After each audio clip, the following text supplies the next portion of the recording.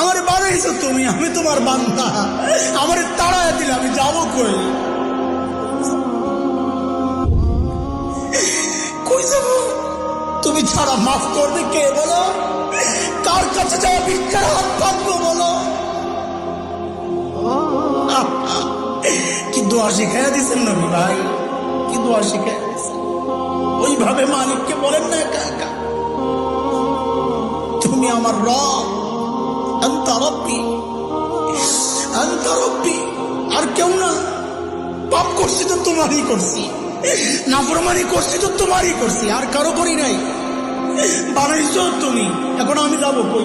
করে ফেলছি, এখন যাবো কই বলো? কি সুন্দর কথা।